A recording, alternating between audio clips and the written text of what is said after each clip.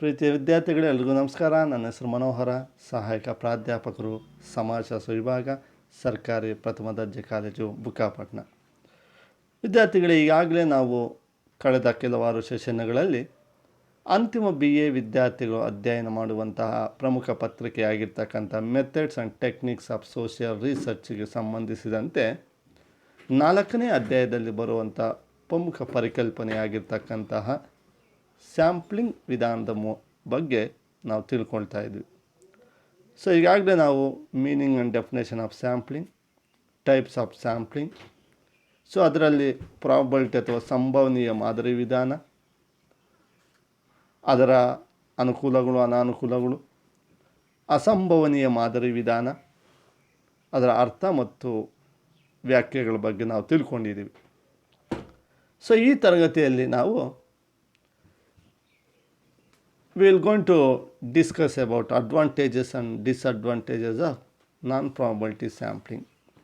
ಅಸಂಭವನೀಯ ನಮೂನೆ ಅಥವಾ ಮಾದರಿ ವಿಧಾನದ ಅನುಕೂಲಗಳು ಮತ್ತು ಅನಾನುಕೂಲಗಳ ಬಗ್ಗೆ ತಿಳ್ಕೊಳ್ಳೋ ಪ್ರಯತ್ನ ಮಾಡೋಣ.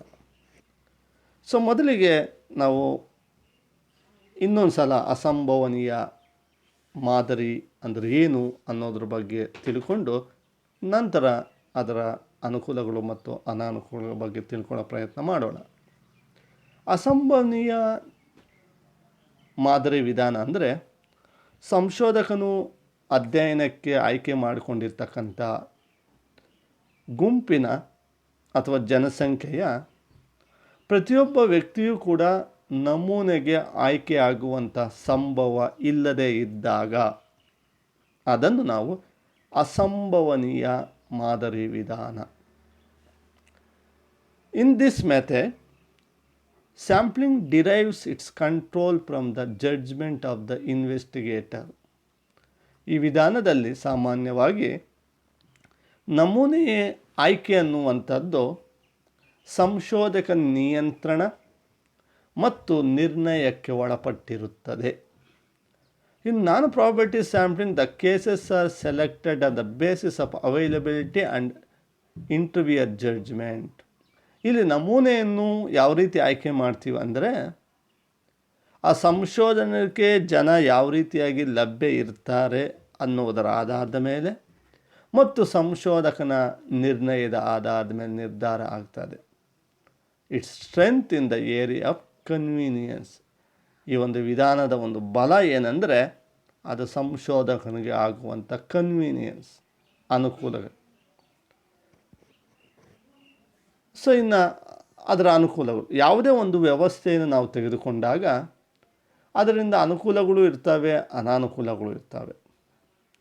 ಆದರೆ ಯಾವಾಗ ನಾವು ಒಂದು ವಿಧಾನವನ್ನು ಅಳವಡಿಸ್ಕೊಳ್ತೀವಿ ಅಂದಾಗ ಯಾವ ವಿಧಾನದಿಂದ ನಮಗೆ ಅನುಕೂಲಗಳು ಗಿಂತ ಅನಾನುಕೂಲಗಳಿಗಿಂತ ಅನುಕೂಲಗಳು ಹೆಚ್ಚಾಗಿರ್ತಾವೋ ಮತ್ತು ಸಂಶೋಧಕನು ಆಯ್ಕೆ ಮಾಡಿಕೊಂಡಿರ್ತಕ್ಕಂಥ ವಿಷಯಕ್ಕೆ ಸೂಕ್ತವಾಗಿರ್ತದೋ ಆಗ ನಾವು ಅಂತಹ ಒಂದು ಸ್ಯಾಂಪ್ಲಿಂಗ್ ವಿಧಾನವನ್ನು ಅಳವಡಿಸ್ಕೊಳ್ತಾ ಹೋಗ್ತೀವಿ.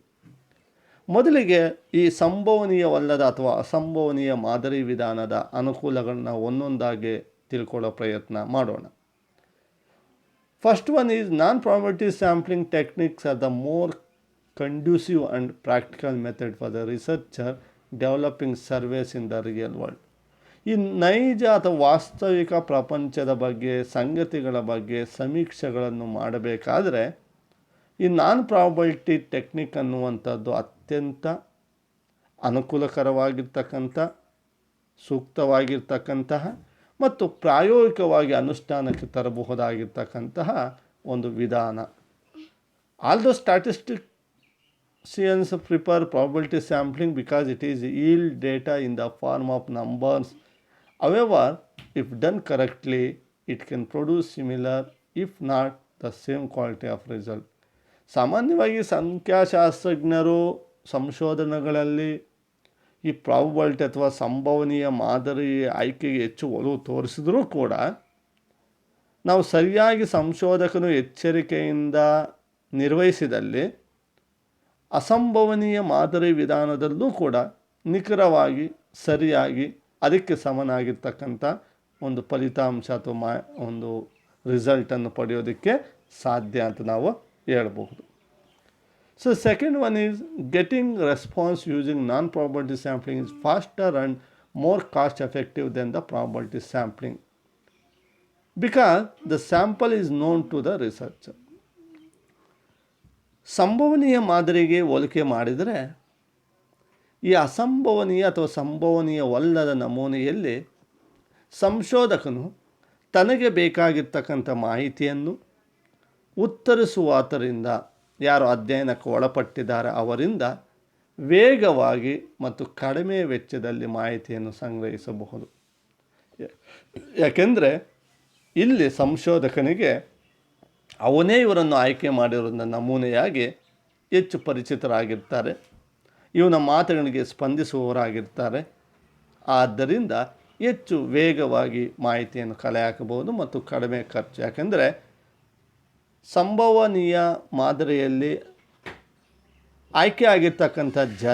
ಮಾದರಿಗೆ ಆಯ್ಕೆ ಆಗಿರ್ತಕ್ಕಂಥ ಜನ ಬೇರೆ ಬೇರೆ ಪ್ರದೇಶಗಳಲ್ಲಿ, ಬೇರೆ ಬೇರೆ ವೃತ್ತಿಗಳಲ್ಲಿ ಇದ್ದು ವೈವಿಧ್ಯಮಯವಾಗಿರ್ತಾರೆ. ಹಲವಾರು ಸಂದರ್ಭದಲ್ಲಿ ಸಂಶೋಧನೆ ಪರಿಚಿತರಾಗಿರೋದಿಲ್ಲ. ಅಂಥವರು ಸಂಶೋಧಕನಿಗೆ ವೇಗವಾಗಿ ಸ್ಪಂದಿಸ್ತಾರೆ, ಕೂಡಲೇ ಆತನಿಗೆ ಉತ್ತರಗಳನ್ನು ನೀಡ್ತಾರೆ ಅಂತ ನಾವು ನಿರೀಕ್ಷೆ ಮಾಡೋದಕ್ಕೆ ಸಾಧ್ಯ ಆಗುವುದಿಲ್ಲ. So possibility to reflect the descriptive comments about the sample. So ಇಲ್ಲಿ ವಿವರಣಾತ್ಮಕವಾಗಿರ್ತಕ್ಕಂತಹ ಮಾಹಿತಿಗಳನ್ನು ಪಡ್ಕೊಳ್ಳೋದಕ್ಕೂ ಈ ವಿಧಾನ ಸೂಕ್ತ ಆಗಿರ್ತದೆ. ಯಾಕೆಂದರೆ ನಮೂನೆಗೆ ಅಥವಾ ಮಾದರಿಗೆ ಆಯ್ಕೆಯಾಗಿರ್ತಕ್ಕಂಥವನಿಗೆ ಇವನಿಗೆ ಗೊತ್ತಿರೋರಾಗಿರೋದ್ರಿಂದ, ಸೂಕ್ತವಾಗಿರೋರಾಗಿರೋದ್ರಿಂದ ಇವನ ಪ್ರತಿಯೊಂದು ಪ್ರಶ್ನೆಗಳಿಗೂ ಸೂಕ್ತವಾಗಿ ಸ್ಪಂದಿಸಿ ಯಾವುದೇ ಬೇಜಾರು ಮಾಡಿಕೊಳ್ಳದೆ ಅಗತ್ಯವಿರುವಷ್ಟು ಮಾಹಿತಿಯನ್ನು ವಿವರಣಾತ್ಮಕ ರೀತಿಯಲ್ಲಿ ನೀಡೋದಕ್ಕೆ ಸಾಧ್ಯ ಆಗ್ತದೆ. ಸೊ ಜೊತೆಗೆ ಮತ್ತೊಂದು ಅನುಕೂಲ ಈಗಾಗಲೇ ನಾವು ನೋಡಿರೋದ್ರಿಂದ ಈ ವಿಧಾನ ಹಣ ಕಡಿಮೆ ವೆಚ್ಚ ಆಗ್ತದೆ, ಸಮಯನೂ ಕೂಡ ಉಳಿತಾಯ ಆಗ್ತದೆ. Cost effectiveness and time effectiveness compare to the probability sampling. ಸಂಭವನೀಯ ಮಾದರಿಗೆ ಹೋಲಿಕೆ ಮಾಡಿದರೆ ಇದರಲ್ಲೂ ಹಣನೂ ಉಳಿತಾಯ ಆಗ್ತದೆ, ಸಮಯನೂ ಕೂಡ ಉಳಿತಾಯ ಆಗುವಂಥ ವಿಧಾನ ಆಗಿದೆ. ಅದರ ಜೊತೆಗೆ ಮತ್ತೊಂದು ಅನುಕೂಲ ನಾವು ಹೇಳೋದಾದರೆ effective when it is unfeasible or impractical to conduct probability sample. ಯಾಕಂದರೆ ಈಗಾಗಲೇ ನಾನು ಹೇಳೋ ಪ್ರಕಾರ ಕೆಲವು ಸಂದರ್ಭದಲ್ಲಿ ಸಂಶೋಧನೆ ಆಯ್ಕೆ ಮಾಡಿಕೊಂಡಿರ್ತಕ್ಕಂಥ ಸಮಸ್ಯೆ ಏನಿದೆ, ಆ ಸಮಸ್ಯೆಗೆ ನಾವು ಪ್ರಾಬಬಿಲಿಟಿ ಸ್ಯಾಂಪ್ಲಿಂಗ್ ಮುಖಾಂತರ ಮಾಹಿತಿಯನ್ನು ಅಥವಾ ನಮೂನೆ ಮುಖಾಂತರ ಮಾಹಿತಿಯನ್ನು ಕಲೆ ಹಾಕೋಕ್ಕೆ ಸಾಧ್ಯವೇ ಆಗೋದಿಲ್ಲ. ಅದೇನಾಗ್ತದೆ ಅಂದರೆ ಆ ವಿಧಾನ ಅನಾನುಕೂಲ ಆಗ್ತದೆ, ಅಪ್ರಾಯೋಗಿಕವಾಗಿರ್ತದೆ. ಅಂತಹ ಸಂದರ್ಭದಲ್ಲಿ ಈ ವಿಧಾನ ಅಳವಡಿಸ್ಕೊಳ್ಳೋದಕ್ಕೆ ಸೂಕ್ತ ಆಗ್ತದೆ. So next advantage is probability sampling method give a very small space for judgement. ಸಂಭವನೀಯ ಮಾದರಿಯಲ್ಲಿ ಮಾದರಿ ಆಯ್ಕೆಯ ವಿಷಯಕ್ಕೆ ಸಂಬಂಧಿಸಿದಂತೆ ಸಂಶೋಧಕನಿಗೆ ಹೆಚ್ಚು ಮುಕ್ತತೆ, ಸ್ವಾತಂತ್ರ್ಯ ಇರೋದಿಲ್ಲ. ಯಾವಾಗ ಅಧ್ಯಯನ ಮಾಡುವಂಥವನಿಗೆ ನಮೂನೆ ಆಯ್ಕೆಯಲ್ಲಿ ಸ್ವಾತಂತ್ರ್ಯ ಇರೋದಿಲ್ಲವೋ ಆಗ ಅವನಿಗೆ ಕೆಲವು ಸಂದರ್ಭದಲ್ಲಿ ಆಸಕ್ತಿ ಅನ್ನೋದು ಕಡಿಮೆ ಆಗಬಹುದಾದಂಥ ಸಂಭವ ಇರ್ತದೆ. ಆದರೆ in this method a person with sound knowledge and availability on the subject matter can be best perform it if the person is permitted to conduct non probability sampling. So ಇದ್ರ ಬಗ್ಗೆ ಹೆಚ್ಚು ಜ್ಞಾನ ಇರ್ತಕ್ಕಂಥವನು, ವಿಷಯ ಗೊತ್ತಿರ್ತಕ್ಕಂಥವನು, ಅವನಿಗೆ ನಮೂನೆಯನ್ನು ಆಯ್ಕೆ ಮಾಡಿಕೊಂಡು ಅಧ್ಯಯನ ಮಾಡೋದಕ್ಕೆ ಅವಕಾಶ ಕೊಟ್ಟಾಗ ಅವನಿಗೆ ಹೆಚ್ಚು ಆಸಕ್ತಿಯಿಂದ ಅಧ್ಯಯನ ಮಾಡೋದಕ್ಕೆ ಸಾಧ್ಯ. ಆದ್ದರಿಂದ ಫಲಿತಾಂಶನೂ ಕೂಡ ಉತ್ತಮವಾಗಿರ್ತದೆ. Next advantage is this system fits best when the exhaustive population is not defined. ಅದು ಯಾವಾಗ ಜನಸಂಖ್ಯೆ ಸಮಗ್ರವಾಗಿ ಇರೋದಿಲ್ಲವೋ, ಕೆಲವೇ ಕಡೆ ಹಂಚಿಕೆ ಆಗಿರ್ತದೋ ಅಂತಹ ಸಮೂಹಗಳ ಬಗ್ಗೆ ಅಧ್ಯಯನ ಮಾಡೋದಕ್ಕೂ ಕೂಡ ಈ ಒಂದು ವಿಧಾನ ಸೂಕ್ತ ಆಗ್ತಕ್ಕಂಥದ್ದು ನಾವು ನೋಡ್ಬೋದು. ಸೊ ಇವಿಷ್ಟು ಈ ವಿಧಾನದ ಆಗುವಂಥ ಅನುಕೂಲಗಳು. ಇನ್ನೂ ಹಲವಾರು ಇದ್ದಾವೆ, ಇಷ್ಟು ತಿಳ್ಕೊಂಡ್ರೆ ಸಾಕು ಅಂತ ಅಂದ್ಕೊಂಡಿದ್ದೀನಿ. ಸೊ ಜೊತೆಗೆ ಕೆಲವು ಅನಾನುಕೂಲಗಳು, disadvantage of non probability sampling. Excessive dependency on judgement. ಹೌದು, ಈ ಒಂದು ವಿಧಾನದಲ್ಲಿ ನಮೂನೆಯ ಆಯ್ಕೆಯಲ್ಲಿ in the selection of the sampling researcher got an judgement or freedom. ಅಂದರೆ ನಮೂನೆ ಆಯ್ಕೆಯಲ್ಲಿ ಸಂಶೋಧಕನು ಇಲ್ಲಿ ಅದರ ಸ್ವಾತಂತ್ರ್ಯವಾಗಿ ಆಯ್ಕೆ ಮಾಡುವಂಥ ಅವಕಾಶ ಇದೆ. ಆದರೆ ಕೆಲವು ಸಂದರ್ಭದಲ್ಲಿ ಈ ಸ್ವಾತಂತ್ರ್ಯವೇ ಅವನು ಹೆಚ್ಚು ಪಕ್ಷಪಾತದಿಂದ ವೈಜ್ಞಾನಿಕವಾಗಿ ಅಲ್ಲದೆ ತನಗಿಷ್ಟ ಬಂದಂಗೆ ನಮೂನೆಯನ್ನು ಆಯ್ಕೆ ಮಾಡುವಂಥ ಅವಕಾಶ ಇದೆ. ಇದು ಪಕ್ಷಪಾತಕ್ಕೆ, ಪೂರ್ವಕಲ್ಪನೆಗಳಿಗೆ ಅವಕಾಶ ಮಾಡುವಂಥ ಅವಕಾಶ ಇದೆ. ಅಂತಹ ಸಂದರ್ಭದಲ್ಲಿ ಸಹಜವಾಗಿಯೇ ಅದು ಆ ಒಂದು ಸಂಶೋಧನೆಯ ಫಲಿತಾಂಶದ ಮೇಲೆ ನೇತ್ಯಾತ್ಮಕವಾಗಿರ್ತಕ್ಕಂಥ ಪ್ರಭಾವ ಬೀರ್ತದೆ. So second, need much purposive oriented pollsters. Due to excessive reliance on judgment, this method required the pollster to be the more purposive oriented pollsters. So ಈ ವಿಧಾನದಲ್ಲಿ ಹೆಚ್ಚು ಸ್ವಾತಂತ್ರ್ಯವನ್ನು ನಿರ್ಣಯ ಮಾಡೋದಕ್ಕೆ ಸಂಶೋಧನೆಗೆ ಕೊಟ್ಟಿರೋದ್ರಿಂದ ಈ ವಿಧಾನದಲ್ಲಿ ಯಾರು ಮಾಹಿತಿಯನ್ನು ಕಲೆ ಪೋಲ್ಸ್ಟರ್ಸ್ ಅಂದರೆ ಏನಿಲ್ಲ, A person who conduct R analyse opinion poles, ಅಂದರೆ ಯಾರು ಮಾಹಿತಿಯನ್ನು ಕಲೆ ಹಾಕ್ತಾರೋ ಅವರನ್ನು ನಾವು ಪೋಲ್ಸ್ಟರ್ಸ್ ಅಂತ ಕರಿತೀವಿ. ಅವನು ಹೆಚ್ಚು ಉದ್ದೇಶಪೂರ್ವಕವಾಗಿ ಓರಿಯೆಂಟೆಡ್ ಆಗಿ ಕೆಲಸ ಮಾಡುವಂತಹ ಅವಕಾಶ ಇರ್ತದೆ.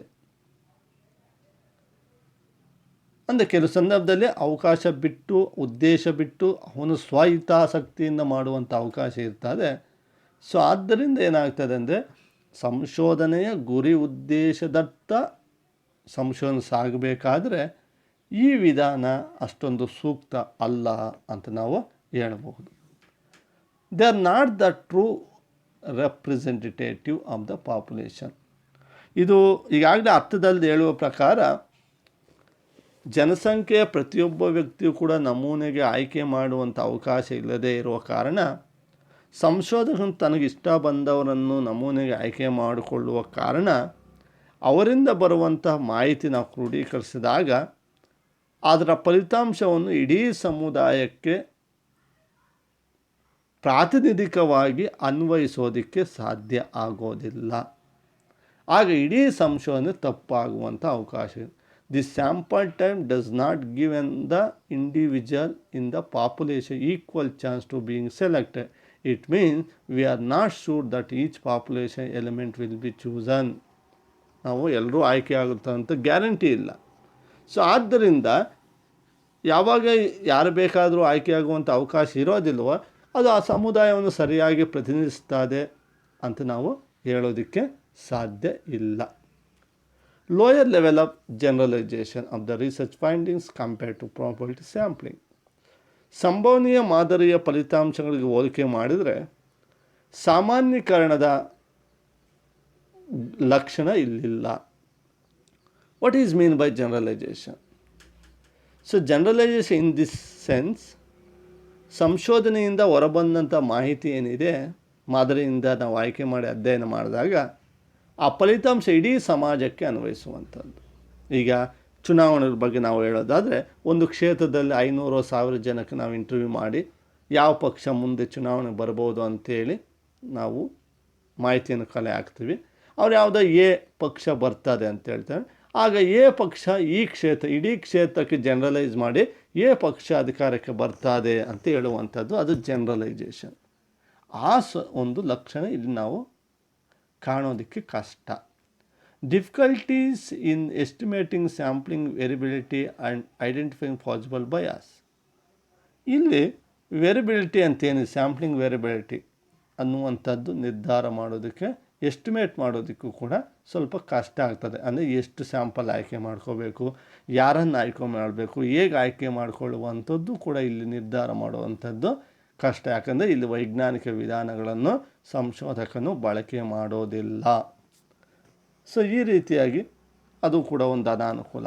ಇನ್ನು ಇದು non probability sample are less taken in to the account then probability samples as they are not in the precise and reliable reflection of the population. So ಇದು ಅತ್ಯಂತ ನಂಬಲರ್ಹವಾಗಿರ್ತಕ್ಕಂಥ ವಿಧಾನ ಅಲ್ಲ. ಸೊ ಪ್ರಾಬಬಿಲಿಟಿಗೆ ಹೋಲಿಕೆ ಮಾಡಿದರೆ ಪ್ರಾಬಬಿಲಿಟಿ ಸ್ಯಾಂಪ್ಲಿಂಗ್ ಹೆಚ್ಚು ನಂಬಲರ್ಹವಾಗಿರ್ತಕ್ಕಂತಹ ಮಾಹಿತಿ ಸಿಗ್ತದೆ. ಸೊ ಅದಕ್ಕೆ ಹೋಲಿಕೆ ಮಾಡಿದ್ರೆ ಇದು ಅಷ್ಟೊಂದು ನಂಬಲರ್ಹವಾಗಿರ್ತಕ್ಕಂಥ ಮಾಹಿತಿ ನೀಡುವಂತಹ ವಿಧಾನ ಅಲ್ಲ ಅಂತ ನಾವು ಹೇಳಬಹುದು. ಸೊ ಪ್ರೀತಿಯ ವಿದ್ಯಾರ್ಥಿಗಳೇ, ಸೊ ಇವಿಷ್ಟು ಕೂಡ ಅದರ ಕೆಲವು ಅನುಕೂಲಗಳು ಅನಾನುಕೂಲಗಳು. ಕೆಲವು ಅನಾನುಕೂಲವಿದ್ದಾಗ್ಯೂ ಕೂಡ ಕೆಲವು ಸಂದರ್ಭದಲ್ಲಿ ಈ ವಿಧಾನವನ್ನು ನಾವು ಬಳಕೆ ಮಾಡಬೇಕಾಗ್ತದೆ. ಸೊ ಆದ್ದರಿಂದ ತಮಗೆ ಅರ್ಥ ಆಗಿದೆ ಅಂತ ಭಾವಿಸ್ತಾ ಈ ತರಗತಿಯನ್ನು ನಾನು ಇಲ್ಲಿಗೆ ಮುಕ್ತಾಯ ಮಾಡ್ತಾಯಿದ್ದೀನಿ. ನಮಸ್ಕಾರ.